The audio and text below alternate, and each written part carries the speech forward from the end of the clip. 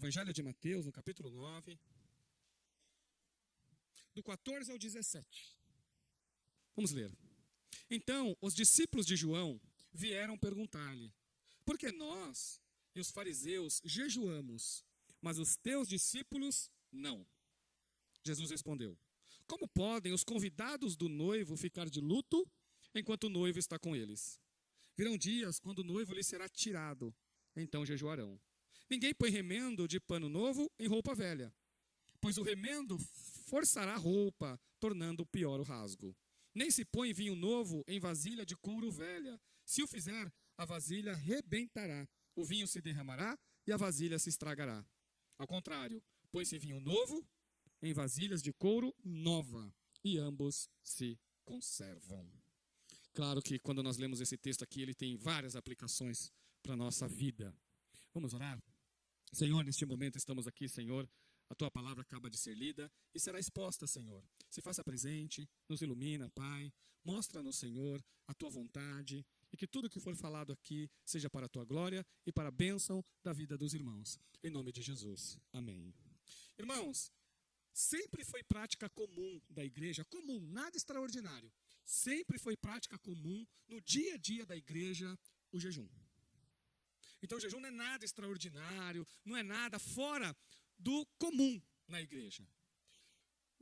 Essa passagem aqui apresenta, né, os discípulos de João. Não estavam só eles, os fariseus estavam presentes aqui também. Havia também outras pessoas presentes nisso. A gente percebe isso pelos outros evangelhos. Porque Marcos 2, do 18 ao 22, e Lucas 5, do 33 ao 39, também falam, né, dessa mesma passagem. Os sinóticos apresentam essa mesma passagem. E eles vão contando que havia mais pessoas lá. Os fariseus, eles tinham a prática do jejum toda segunda e toda quinta. Todas as segundas-feiras e todas as quintas-feiras, lá no primeiro século, os fariseus faziam jejum. E era rotina para eles. Uma das orações do fariseu, ele fala isso: eu jejuo 2 vezes toda semana. O Antigo Testamento, mas o Antigo Testamento pede para fazer isso? Não. O Antigo Testamento não tem nenhum mandamento para jejuar. Mas, aliás, tem um, que é no dia da expiação. O único mandamento de jejum no Antigo Testamento, a única ordenança para se jejuar, ele se encontra no dia da expiação, que era uma vez por ano. Fora as outras ocasiões, eram algumas convocações que eram feitas, algumas ocasiões especiais, a nação de Israel jejuava. É prática comum dos judeus? Não. Outros povos também jejuavam, filósofos jejuavam, era uma prática corriqueira do mundo antigo. Tá? Os que adoravam ídolos também faziam seus jejuns.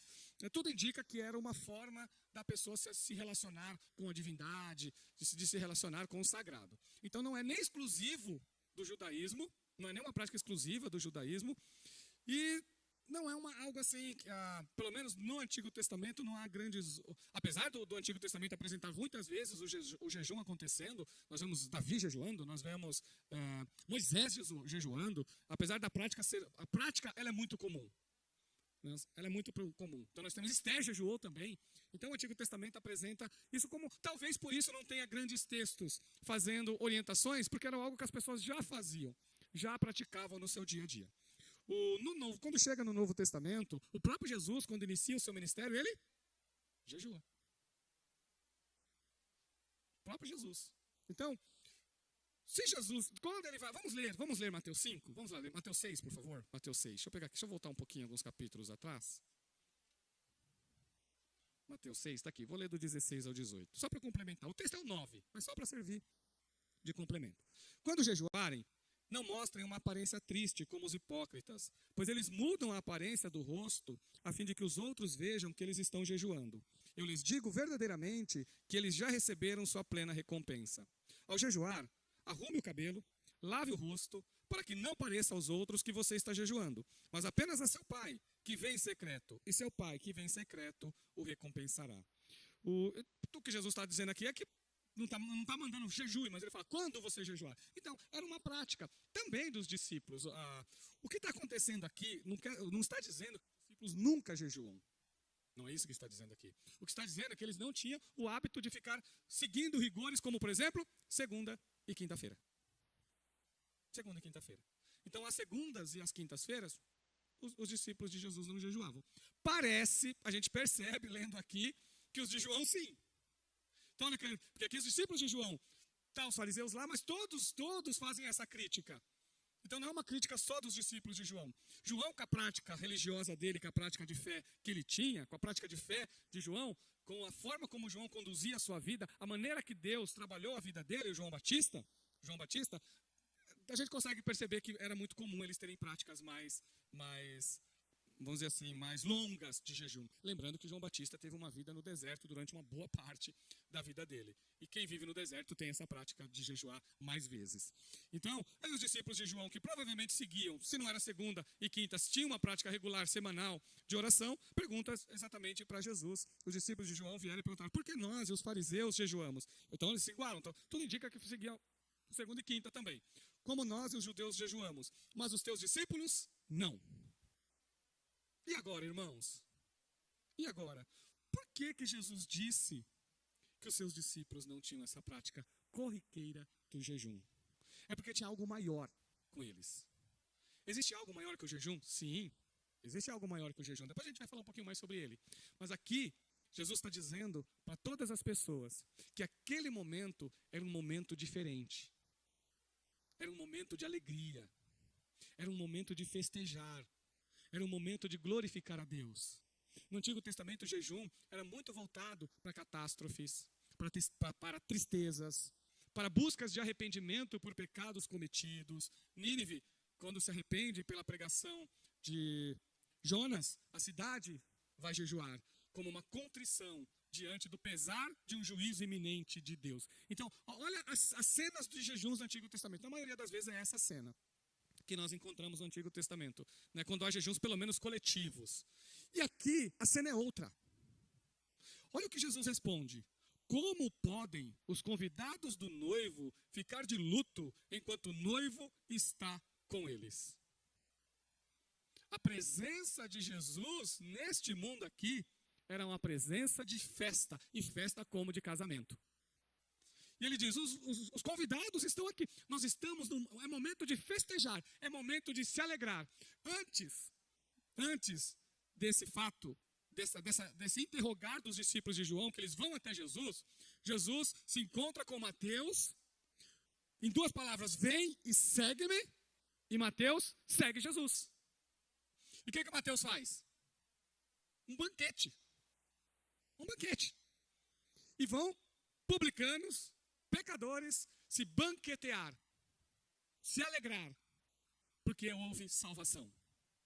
Então a salvação, a presença de Jesus, o reino de Deus que Jesus inaugurou aqui neste mundo, é algo para se alegrar, é algo para festejar, é algo para aproveitar. Jesus chama isso de uma festa de casamento. E na festa de casamento ninguém jejua, porque tem comida de sobra, tem vinho de sobra. São 7 dias. E se faltar, passa vergonha a pessoa. Então Jesus compara a sua vinda com um momento de festa, com um momento de alegria, com um momento de celebrar. Então como podem os convidados, eles se igualam ao noivo, como podem os convidados da festa se entristecer nesse dia? É dia de se alegrar. Irmãos, esse é o primeiro ponto que eu quero passar para vocês. Jesus está contrastando o jejum do Antigo Testamento com a presença dele no Novo. Então, se tiver que fazer jejum hoje, ele tem que ter um novo significado. Ele tem que ter um novo sentido. Porque Jesus veio para trazer alegria. Então, o jejum não pode ser mais um sinal de contrição. Tem que ter outro critério. Não é o mesmo critério que é utilizado, é outro agora. Porque Jesus vai complementar isso mais uma vez. Então, primeiro, momento de festa, momento de alegria, momento de glorificar a Deus. Os anjos do céu se alegram quando um pecador se arrepende. Então a presença de Jesus é sinônimo de alegria. É por isso que todo cristão que tem Jesus na sua vida tem que ter esse fruto do Espírito, que é a alegria. Tem que ter, porque nós somos libertos do pecado. Nós somos libertos da garra de Satanás. E hoje nós saímos do reino das trevas e fomos colocados por Jesus no reino da luz. Então isso tem que trazer alegria, irmãos. A marca de todo cristão tem que ser a alegria. Vai ter momentos que nós vamos se entristecer? Isso tem que ser momentos. A marca do cristão tem que ser a alegria. A marca do cristão tem que ser o festejar. A marca do cristão tem que ser o se regozijar na presença de Deus. Não dá, né, irmão, para ser cristão sempre com um cara com mal-humorado. Já pensou? É incompatível com a fé cristã, meus irmãos. Viver sempre mal-humorado. Não é? Olha aqui, Jesus dizendo lá, olha, os fariseus, quando eles jejuam, porque como eles fazem 2 vezes por semana, eles deixam todo mundo ver. Todo mundo tem que saber. É algo da prática religiosa. Então eles andam na rua, lá com o rosto desfigurado, porque olha, todo mundo olha ali, olha, ele está passando fome. Ele está com fome. Não tá, ele está jejuando. Tendo isso como uma prática meritória. Fazendo do jejum uma prática meritória. Aí Jesus já fala, não é isso. Não é isso. E aqui é a mesma coisa. Olha, hoje a salvação chegou. Onde há salvação, há festa. Onde há salvação, há alegria. Então, irmãos, sempre lembre disso. E isso tem que servir também na prática do jejum. Só que Jesus diz assim, olha, virão dias quando o noivo lhe será tirado, aí sim eles jejuarão. Então Jesus está deixando bem claro aqui. Enquanto Jesus estava presente com seus discípulos, era o momento da festa de casamento. O noivo será tirado. Mas ele vai voltar com a festa de novo. Enquanto isso não acontece, aí jejua. Isso aqui é a primeira menção do sacrifício de Jesus, citado pelo próprio Jesus no Evangelho de Mateus. Depois ele vai falar de forma muito mais clara. Mas é a primeira menção, ela é uma menção muito mais sutil, mas é a primeira vez, mesmo com todas as sutilezas, que Jesus diz que o noivo será tirado. Quando o noivo for tirado, aí sim os discípulos jejuarão. Então Jesus está dizendo assim para eles assim, olha, eles estão no momento agora ímpar. Eles estão junto com o noivo, eles estão na festa do casamento. Não é hora para jejuar, não é momento para isso. Terá um momento próprio, mas não será agora. E aí Jesus conta parábolas ou metáforas, né, estendidas, podemos chamar de parábolas, como ele diz assim, olha, ninguém põe remendo de pano novo em roupa velha, pois o remendo forçará a roupa, tornando pior o rasgo. Isso aqui já faz parte da tradição antiga, da cultura do mundo antigo. As roupas, até hoje isso acontece com muitas roupas. Elas encolhem, não encolhem? Com o tempo. As minhas encolheram. Elas encolhem com o tempo. Mas é normal as roupas, principalmente dependendo do tecido, do tipo de tecido, vai encolher. Então, no mundo antigo, então, era muito comum encolher. As roupas encolhiam. Conforme ia se utilizando a roupa, ela ia, até que o momento ela não encolhia mais, porque ela chegava no limite dela. Aí ela fica naquele tamanho, porque ela já encolheu. Vamos supor que a roupa tem um rasgo lá. Aí a pessoa vai pegar um pano novo e colocar naquele remendo. E vai remendar aquele rasgo. O que acontece? Aquele pano é novo. O que vai acontecer com ele? Ele vai encolher. Só que a roupa já encolheu. Então ela não vai seguir o encolhimento do remendo. O que aconteceu? Quando o remendo forçar a costura, ele vai arrancar tudo e vai fazer um buraco maior. Porque ele vai encolher, e a roupa não vai seguir o encolhimento dele, a roupa não vai fazer junto com ele, então ele vai forçar, tá lá a costura, vai forçar, e vai rasgar mais. O que Jesus está dizendo com isso? Que não tem como pegar o antigo e somente adaptar no novo. É a mesma coisa, não tem como você pegar práticas antigas e trazer para as novas e simplesmente tentar criar ali uma forma de adaptação. Às vezes tem que mudar mesmo. Então a vinda de Jesus é vinda de mudanças. A vinda de Jesus inaugura um novo tempo neste mundo, um novo tempo. E esse novo tempo não pode ser acomodado. Se nós formos observar a realidade do Antigo Testamento e do próprio do Novo, ou melhor, a realidade do Novo Testamento, nós observamos quantas e quantas vezes os judeus que se converteram a Jesus queriam acomodar o judaísmo dentro de cristianismo. Não deu certo. Não deu certo. Não funcionou e foi depois a própria igreja observando que não dava para fazer isso. Porque era algo novo que estava surgindo. E aí ele continua. Nem se põe vinho novo em vasilha de couro velha. Se o fizer, a vasilha arrebentará o vinho, se derramará e a vasilha se estragará. Ao contrário, põe-se vinho novo em vasilha de couro nova e ambos se conservam. É a mesma alusão, só que agora é uma realidade também do mundo antigo, mas diferente. Se colocava vinho era trabalhado couro de peles de cabras, que eram peles mais maleáveis. Então eles utilizavam aqueles couros, fazia todo o trabalho que tinha que se fazer, e o vinho era colocado lá. Só que o vinho, ele fermenta. Só que como o couro é novo, o couro acompanha a fermentação, então ele vai acompanhando, porque ele é maleável. Então o vinho vai fazer lá o papel dele de fermentar e o couro vai seguir, porque é um couro novo.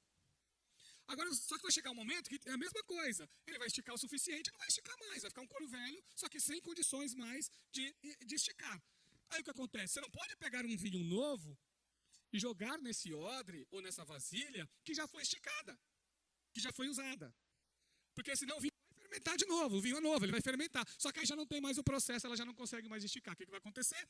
O vinho vai forçar, o couro já está velho, ele vai arrebentar. O vinho vai derramar e a vasilha vai se rasgar. É a mesma metáfora, é a mesma parábola. O antigo não cabe no novo. O modelo antigo não cabe no modelo novo. É incrível, né, irmãos? Que diante de tantas passagens bíblicas, mas tantas passagens bíblicas, a gente ainda encontra igrejas que querem fazer adaptação de judaísmo em cristianismo. Toda vez que vocês observarem retorno de práticas judaicas dentro do cristianismo, é essa tentativa de colocar vinho novo em odre velho, em vasilha velha, ou remendar tecido novo em roupa velha. Sempre vai dar problema. Sempre vai dar problema. Às vezes, irmãos, serve para a própria realidade da igreja também isso. Isso também serve para a gente pensar realidades da igreja. Às vezes, Deus realiza um atuar, o Espírito Santo atua no nosso meio e, conforme a orientação da palavra de Deus, claro, conforme sempre conforme a Bíblia nos orienta, porque ela é o nosso guia, ela é a nossa base de fé e de prática, a Bíblia nos orienta a fazer algo novo, como igreja. Só que aí a gente fala, não vamos fazer nada novo, vamos tentar adaptar o antigo. Se nós ficarmos sempre fazendo as mesmas coisas, nós sempre teremos os mesmos resultados. Isso serve para a vida, irmãos, serve para a vida. Então, o que Jesus está dizendo aqui para nós é que Ele realiza coisas novas na nossa vida. Não dá para a pessoa receber Jesus na sua vida, é incompatível, e ele continuar com práticas diante de ter Jesus. Por quê? Porque ele se tornou uma nova criatura, é novo, agora a vida dele muda. Quem tem Jesus, a pessoa antes de Jesus é de um jeito, depois de Jesus tem que ser de outro, não tem jeito. É assim que funcionam as coisas de Deus. É algo novo que Deus está fazendo. É transformador, o evangelho é transformador, o evangelho é radical, ele não aceita acomodações. O evangelho de Jesus não aceita acomodações. Não dá para pegar princípios do mundo e colocar no evangelho. Porque é o evangelho que transforma o mundo e não o inverso.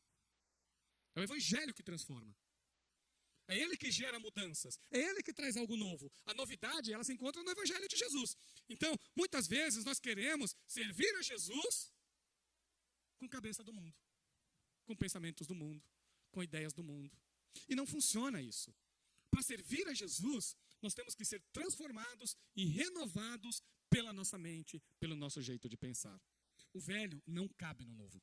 Se rasga, se rompe, se estraga os dois. Podemos até pensar nisso. Até o judaísmo se estraga. Porque o judaísmo tem suas práticas, o cristianismo tem suas outras. Até juntar os dois não é bom para nenhum dos dois. Para nenhum dos dois. Irmãos, isso que Jesus tem falado, ele se refere à sua vida, se refere a quem ele é. É por isso que ser cristão exige de nós, meus irmãos, uma cabeça transformada pelo poder de Jesus. Uma mente renovada pelo poder de Jesus. Nós temos que começar a buscar essas coisas novas de Deus em nós. A gente sempre fala na igreja que a igreja ela pode ter a sua tradição. E eu sou uma pessoa que respeito demais tradição. Aprendi na minha vida que tradição é para ser respeitada, senão a gente perde rumo. Mas tradicionalismo é muito perigoso. É muito perigoso, porque traz atraso. Mas tradição não. Tradição ela nos dá rumo, nos dá direção. Tradicionalismo é quando a gente engessa a coisa. Não, aqui nunca vai ter nada novo. Não tem espaço para novo aqui. Foi assim, sempre foi assim, terá que ser assim. Se não houver espaço para novo, irmãos, também não há espaço para crescimento, também não há espaço para atuação espiritual, também não há espaço para realizar as coisas de Deus, porque Deus não é engessado em nada. Então devemos abrir sim o nosso coração, a nossa mente, para as coisas novas que Deus faz no nosso meio. Sem abrir mão da nossa identidade, sem abrir mão da palavra de Deus, sem abrir mão daquilo que é sério, daquilo que é rigoroso. Então nós temos que ter todo esse cuidado, com seriedade sim, com palavra de Deus sim, mas sempre aberto para atuar ou atuação novas do nosso Deus. É isso que nós aprendemos, é isso que nós ouvimos de Jesus aqui. Só que Jesus aqui também está falando do jejum. E isso é muito serve para o jejum. Então, por exemplo, não vale os critérios antigos de se jejuar, porque Jesus agora já veio. Jesus é o nosso noivo, o nosso mestre, o nosso Senhor. Ele é o Senhor dos senhores, Ele é o Rei dos reis. Então, como Jesus já veio, já morreu na cruz, pagou o preço do pecado, já ressuscitou e já está à destra de Deus, o jejum tem que ter esse significado para nós. Lá o Didaquê, que é lá do segundo século. O Didaquê é um livro do segundo século. E ele vai contando um pouquinho das doutrinas dos apóstolos. A ideia deles, né? Didaquê ou ensino dos apóstolos. Então a ideia dele é tentar trazer para o século II aquilo que os apóstolos ensinaram no século I. Então a igreja é um livro de tradição. Esse é um livro de tradição. Por isso que eu respeito. Lembra que eu disse? Eu respeito o tradicional. E esse livro, ele traz uma tradição para nós. É muito interessante isso, porque os escritores que escreveram, né, os homens de Deus, mulheres de Deus, quem escreveu ali era de Deus, certamente, era uma pessoa de Deus. Ele fala assim, não, nós não vamos jejuar segundas e quintas. Cristão não jejua de segunda e quinta, cristão jejua de quarta e sexta. Então, está escrito lá. Então, isso significa o quê? Que o cristão tinha a prática de fazer jejum, só mudou o dia. Não, quem fazia isso era fariseu. Nós não somos fariseus, nós somos servos de Deus. Então, nós jejuamos às quartas e às sextas. Então, tudo nos mostra que lá no segundo século, ainda a igreja praticava naturalmente o seu jejum. É uma ideia de pensar o novo, não é? Pelo menos mudou os dias. Vamos trazer algo novo? Muda o dia, então. São ideias de novo que nós vamos pensar. O Martinho Lutero tinha, na sua vida, essa prática de devoção. O João Calvino tinha o jejum como uma devoção. O John Wesley tinha também na sua vida o jejum como um momento de devoção. Podemos pensar aqui também no Jonathan Edwards, esses homens que de certa forma moldaram o jeito de ser cristão. Jonathan Edwards também tinha como prática o jejum. Então o jejum, irmãos, ele é extremamente importante para nós. Ele só não é meritório, porque Jesus, todos os méritos da vida cristã estão em Jesus. Então nunca deve ser meritório. Qual é a prática errada do jejum? É quando nós focalizamos o jejum em alguma bênção que nós vamos receber. Quando você focaliza o jejum em algo que não Deus, que não seja Deus, ele se torna algo meritório. É como se você falasse, olha, eu estou orando aqui, mas eu vou potencializar a minha oração, vou fazer uma oração mais potente através do jejum. Não é isso. Porque senão fala assim, olha, eu preciso de uma bênção de Deus, eu preciso que Jesus realize isso na minha vida. Só orar não dá certo, então eu também vou jejuar. Não é essa a ideia. Por isso que eu disse, Jesus pagou o preço do nosso pecado. Então tem que ter algo diferenciado. A marca da vida cristã é a alegria. Então o jejum tem que ter essa marca da vida cristã. Então jejuar é adorar. Jejuar é mais uma disciplina espiritual, é um meio de graça. É uma disciplina espiritual que Deus concede para os seus filhos. Um meio de adoração e de aproximação do nosso Deus. O jejum serve, irmãos, para nos conectar com o nosso Criador. Ele traz bênçãos. Ele de certa forma, ele é ligado à oração. Ele está ligado à oração. Oração e jejum são duas coisas ligadas na vida cristã. Então nós jejuamos para adorar o nosso Senhor. Nós jejuamos para glorificar o nosso Senhor. Para fazer uma oração silenciosa. Quando nós vamos fazer uma abstinência de alimentos para o nosso Deus. Como que funciona o jejum? O jejum normal, ele é o jejum de alimentos sólidos e líquidos, com exceção da água. Tá bom? Com exceção da água. O jejum normal é o jejum em que você toma água. Então, tem pessoas que conseguem ficar o dia inteiro, né? Claro, em intervalos, né? Tomando somente água. Então, ele consegue se abster do alimento sólido durante um tempo mais longo. Então, o jejum normal ele acaba sendo mais longo por causa disso. Esse é o jejum normal. Esse foi o jejum que Jesus fez. Tá bom? Jesus não ficou com sede durante 40 dias, ele ficou com fome. Né? Então, tudo indica que o jejum que Jesus fez, ele bebia água, ele só não comia alimentos sólidos. O jejum de Moisés é diferenciado porque ficar 40 dias sem comer e nem beber, somente um ato milagroso de Deus. Então ele estava na presença de Deus, era uma coisa diferenciada porque ele estava no monte. Não é a prática normal de jejum. Mas pastor, e se eu quiser fazer um jejum completo? Tá, se você quiser fazer um jejum completo, você vai ter que fazer num tempo mais curto. Por causa da sua saúde física. Lembrando, não é sacrifícios. Eu vou fazer um sacrifício para ganhar algum mérito diante de Deus. Toda essa lógica, irmãos, tem que sair. Toda essa lógica não funciona. Isso não glorifica Jesus. A única lógica que glorifica a Deus é quando o jejum se concentra nele. Por causa dele, por ele, para ele e por causa dele. Eu estou fazendo esse jejum aqui para o nosso Deus. E pronto. eu vou passar um tempo na presença de Deus, eu vou estar fazendo oração silenciosa, porque às vezes nós trabalhamos e nem sempre dá para você fazer o jejum quando você está na tua casa, você vai ter que fazer lá no trabalho. Então o que você vai fazer? Tem que fazer daquele momento um momento de devoção. Então você tem que trabalhar, mas com o coração ligado em Deus. E é uma verdade, às vezes o jejum aflora o nosso pecado. E agora? Às vezes o jejum aflora o nosso pecado. Porque às vezes nós somos pessoas arrogantes, e quando a gente está em jejum, isso extrapola. E a gente fala que é porque está com fome. Mas não é porque está com fome, não. É porque é arrogante mesmo. Às vezes nós somos mal educados. Ah, mas eu estou com fome, por isso que eu sou mal educado. Aí o Espírito Santo vai trabalhando no nosso coração, vai dizendo para a gente assim, ó, não é não. É que você precisa ser transformado ainda. É que tem uma obra para ser feita aí no seu coração. Então o jejum tem esse dom, vamos dizer assim, um dom mesmo, né? Essa capacidade, né? Que vem de Deus. Por isso que ele nos instruiu, de nos ajudar a enxergar o nosso próprio pecado. A enxergar a nossa própria natureza pecaminosa. Coisas em nós que precisam ser trabalhadas. O jejum faz isso. Olha a bênção que ele nos dá. Né? É uma abstinência, é um momento que você vai estar adorando ao Senhor.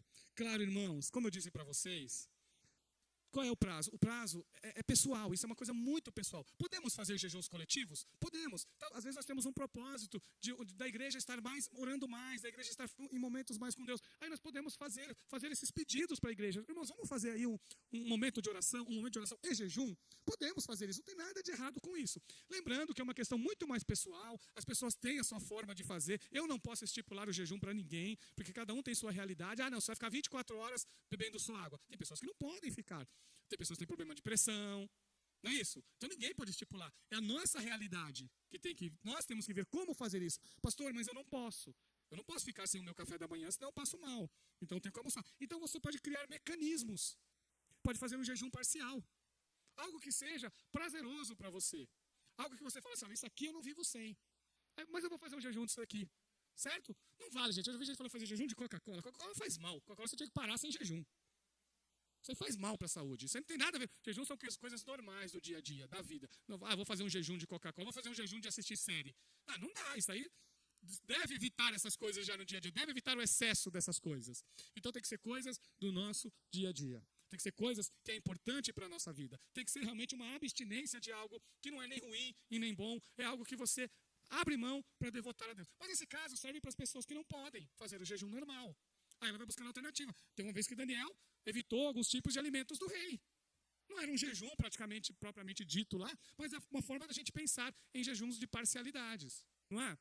Funciona. Olha, eu vou ficar um mês sem olhar celular. Eu vou pegar o celular e colocar lá. É uma possibilidade. Se você consegue viver um mês. Eu vou ficar agora, eu vou ler Bíblia. É um jejum. Eu vou ler Bíblia agora. Não é um jejum tecnicamente, no seu sentido normal, mas são formas de nós estarmos nos aproximando do nosso Deus. Então tudo é válido. Mas lembrando que o jejum de verdade, o jejum que a Bíblia apresenta, é aquele que você se abstém de alimentos sólidos e alimentos líquidos, com exceção da água. Em alguns casos excepcionais, você faz o jejum sem água também. Mas aí nesse caso, você reduz o seu tempo. Você reduz o seu tempo. No Brasil, o pessoal gosta de fazer muito. Era muito comum, pelo menos na Assembleia de Deus, era muito comum o pessoal fazer, já que é um jejum total, vou fazer até o meio-dia. Aí ele abre mão de uma refeição, que é o café da manhã.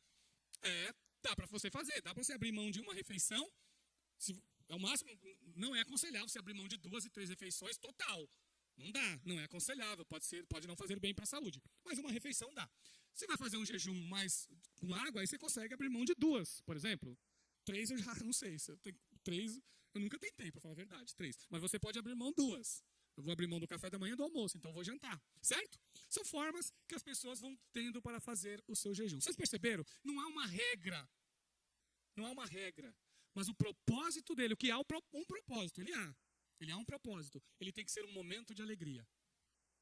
Tem alguns livros que estão sendo escritos sobre os benefícios físicos do jejum. Aí é outra história, né? Aí é secundário. Eu sei que tem médicos escrevendo sobre esse assunto, então olha aí, até um lado bom. Se a pessoa pode fazer um jejum desse modelo que tem ainda um auxílio médico, melhor ainda. Você ganha um benefício secundário para a sua saúde, mas o propósito e o coração e a mente tem que ser aonde? Em Deus. Esse é o jejum verdadeiro. Tá? Porque não é abstinência, não é parar de comer, não é ficar sem comer, não é ficar com fome. Não é essa a ideia. A ideia é você passar um momento de adoração a Deus. Esse é o principal propósito. Irmãos, eu sei que hoje não tem muitas pessoas da igreja aqui, mas está sendo gravado. Vamos aprender, vamos ter o jejum como uma prática na nossa vida. Cada um dentro da sua realidade, cada um dentro da sua condição, mas eu peço a vocês que exercitem essa bênção, que é uma forma de orar. Você se concentra em Deus, você busca Deus e você ora ao Senhor através do jejum. Mas é importante que o coração esteja sempre voltado para Deus, para a sua palavra, para essa aproximação que você tem com Deus. Aí sim, irmãos, há benefícios espirituais. Há benefícios. Como eu disse para vocês, a acentuação do nosso próprio pecado, às vezes se aflora no momento do jejum. Só que tem uma outra coisa também. Ele é um grande auxílio para a nossa vida espiritual. Para a nossa vida, porque ele está ligado à oração. E isso está muito presente na vida de fé. Então o jejum, ele é um grande auxílio para a nossa vida de fé. Porque é uma disciplina espiritual. Então ele nos ajuda na nossa caminhada cristã, na nossa caminhada de fé com Jesus. Então vale a pena a gente ter essa prática, essa disciplina espiritual. Só não precisa seguir lá o pessoal do segundo século. Vamos fazer toda quarta e sexta. Do primeiro século, perdão. Do segundo, né? Não há essa regra propriamente dita. Eles faziam lá, nesse modelo. Mas nós podemos fazer dentro da nossa própria realidade e dentro da nossa própria condição. Mas eu aconselho todos vocês.